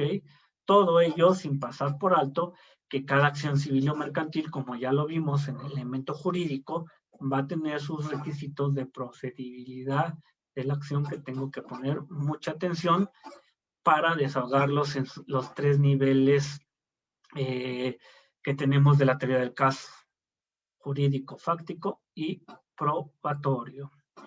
¿Ok? Sexto paso, relatamos la historia tomando en cuenta los 3 elementos de la teoría del caso: jurídico, fáctico y probatorio, y qué técnicas voy a desahogar, ¿ok? Y fíjense, incluso aquí, cuando estoy diciendo en este paso relatar la historia, no le estoy diciendo que hagan la demanda, aquí todavía no, aquí simplemente estoy haciendo mi bosquejo, mi planteamiento en sucio, en borrador, de cómo voy a planificar mi caso, los pasos a seguir de manera estratégica, los objetivos a cumplir, ver mi FODA, fortalezas, oportunidades, debilidades, amenazas, etcétera, Es decir, hago ese planteamiento en este sexto paso, pero todavía no estoy haciendo mi demanda, estoy haciendo un planteamiento. Siguiente paso, ya que tengo ese planteamiento, ese esquema, entonces ya identifico las debilidades de mi caso y del contrario. Y trato de hacer una cuestión en donde vaya estableciendo mis debilidades, mis oportunidades, ¿ok? Mis fortalezas, y entonces yo puedo adelantar el por qué tengo una debilidad. Por ejemplo, ¿por qué no firmé un contrato por escrito? Porque teníamos mucha confianza, ¿no? Somos hermanos. La realidad es que se firmó el contrato y aunque no lo tengo por escrito, pero tengo una fortaleza que es que tengo un recibo en donde él me firmó que había recibido el préstamo, ¿no? Por así decirlo. Entonces es bien importante identificar debilidades, fortalezas también de mi caso y del contrario, ¿ok? Siguiente punto, hay que darle un nombre a esa teoría del caso, ya que la tengo estructurada en borrador, ya que tengo el planteamiento, vi mis fortalezas, mis oportunidades, mis debilidades y mis amenazas internas y externas del caso, pues entonces le doy un nombre. ¿Para qué? Para que yo pueda identificarla, para que yo me recuerde de qué es esa teoría del caso. Y sobre todo tiene que ser un nombre, un título que la defina. Así como el título de la película te dice de qué va a tratar la película, el título de la noticia que da el reportero de qué va a tratar la noticia, ¿no? Por ejemplo, ahorita estamos con esta noticia de lo de la Corte que declaró, bueno, hasta donde me quedé constitucional, la propuesta de consulta ciudadana para ver si la gente quiere que se juzgue o no a los expresidentes. Entonces, nos dicen, ¿no? Los periodistas, Corte declara constitucional consulta. Y con eso ya me está diciendo todo lo que va a decir la noticia. Y me adentra la misma, lo mismo con mi teoría del caso, ¿no? Algo que me permita un título que a mí me permita recordarla, porque sabemos que mi caso puede durar un mes, como puede durar, digo, yo he visto casos incluso hasta de 20, 30 años que no se acaban. Entonces, que me permita recordarla, pero que sobre todo vaya a ser mi bandera en la fase expositiva, tanto escrita oral, para decirle ese título al juez y que a él se le quede bien establecido. Siguiente paso, ya que tengo es todo lo que hemos platicado, entonces sí ya es el momento, fíjense, hasta este momento es cuando yo lo plasmo en mi demanda o en mi contestación, o en mi reconvención o contestación a la reconvención. Hasta ahí yo ya planteo, y eso planteo parte de mi teoría del caso, porque conforme lo que hemos visto que es una planificación de actividades que persigue objetivos, obviamente todo eso no lo pongo en mi demanda, solamente pongo parte de mi teoría del caso, pongo esa historia persuasiva conforme a los requisitos de la demanda o de la contestación de la demanda que nos manejan las legislaciones. Pero fíjense, por eso esos mitos de la teoría del caso, de que la teoría del caso es la demanda, un mito erróneo. De que la teoría del caso se presenta en el juicio oral, otro mito erróneo. De que la teoría del caso se construye hasta la audiencia de juicio, otro mito erróneo. Y entonces, esto nos va a llevar a que cuando lo planteemos a la demanda, podamos cumplir con el presupuesto procesal consistente en la presentación de una demanda formal y sustancialmente válida. Y ya por último, ya voy a hacer yo ya tengo mi demanda, pero aparte yo les recomiendo que estructuren ese caso, esa teoría del caso que tenían en borrador, que después la pasaron a la demanda. Ahora la estructuro ya en limpio, estableciendo toda mi planificación, mi jerarquización de actividades que voy a seguir para lograr ese fin, esa meta, ese objetivo, esa estrategia, cómo los tengo que ir llevando, hago esa planificación, ¿ok? Y la tengo ahí en esquemas para recordarla, para no salirme de la misma, para que sea mi guía, mi estructura y para que también me sirvan las audiencias, ¿no? Sobre todo que prepare cada audiencia, cómo la voy a llevar de acuerdo a mi teoría del caso.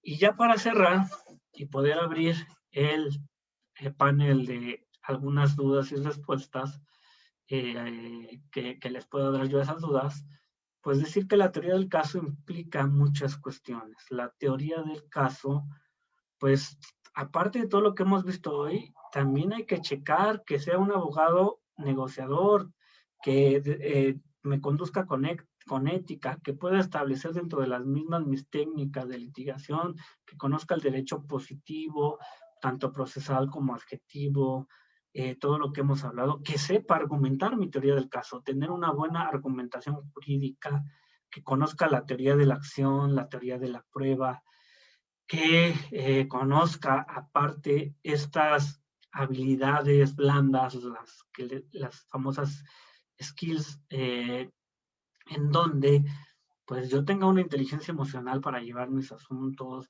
yo sepa cómo conducirme con asertividad, tengo una comunicación efectiva, una escucha activa, ¿no? Sepa cuestiones que nos llevan al cuarto paso, que les hablaba al principio de los estratos de la reforma, a poder conducirnos con una buena oratoria, una buena retórica, una buena persuasión convincente, y que todo ello en conjunto con mi teoría del caso me permita ganar mis asuntos. ¿Ok? Pues aquí cerraríamos, digo, esta pequeña charla, digo, por la dinámica de la exposición, no es tanto una charla porque prácticamente yo lo estoy explicando, pero ahorita vamos a abrir, les digo, el panel, pero antes de abrir el panel, pues para mí es un placer, un gusto poder haber estado con ustedes, agradezco la invitación que se me hizo para estar aquí y poder compartir con ustedes un poco de lo que considero que es la teoría del caso, que yo puedo plantearles con todo gusto. Claro, acepto críticas, como siempre, nunca somos, nadie es perfecto, ¿no? Entonces también críticas son bienvenidas. Y yo agradezco, en verdad, para mí es un placer poder, aunque ahora con esto es un poco más indirecta la comunicación, pero también permite llegar a más personas y eso me da mucho, mucho gusto. Yo quedo a sus órdenes totalmente. Tengo mi página de Facebook, que es Jorge Ortega Camacho, y mi página de YouTube, que es Jorge Ortega Camacho, en donde a veces subo algunos contenidos que si les interesa y podemos estar en contacto. También si les interesa por ahí, por ejemplo, el artículo que les comenté, con confianza escríbanme a mi correo, que igual es jorgeortegacamacho@gmail.com, todo junto, y con gusto se los hago llegar. ¿Ok? Entonces, ahora voy a pasar a ver algunas cuestiones, algunas preguntas que haya en el chat. No sé si puedan abrir los micrófonos para hacer preguntas verbales, y no por el chat, como ustedes quieran.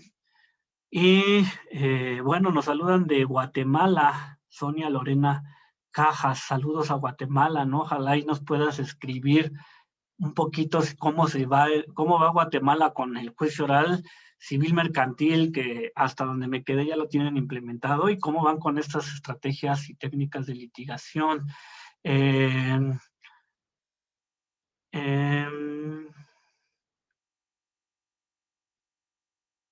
Nos dice, bueno, que si puedo escribir mi correo en el chat, con gusto.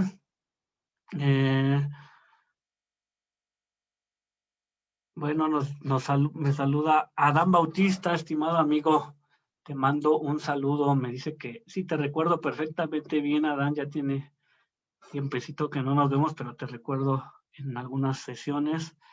El juicio ejecutivo mercantil de cuantía menor puede ser oral. Ahí hay que checar la competencia. Es decir, ahorita de 682,000 y algo, no tengo bien la competencia, para abajo son en cuantía menor procedimiento escrito. De esa cantidad a 4 millones es proceso oral. De 4 millones para arriba es proceso escrito. Luz María nos dice, excelente ponencia, no, gracias por acompañarnos. Amelia, Janet, Janet nos dice, la teoría del caso se puede aplicar en otras situaciones. La teoría del caso se puede aplicar en cualquier materia. De hecho, llega a nuestro país con el proceso penal, pero yo creo que, salvo su mejor punto de vista, lo que hemos establecido hoy, pues aplica en cualquier procedimiento. Saludos a Mayra. Manuela Amador dice, confieso que jamás había escuchado la teoría del caso en juicios, ya que usualmente ese término lo usamos en materia penal.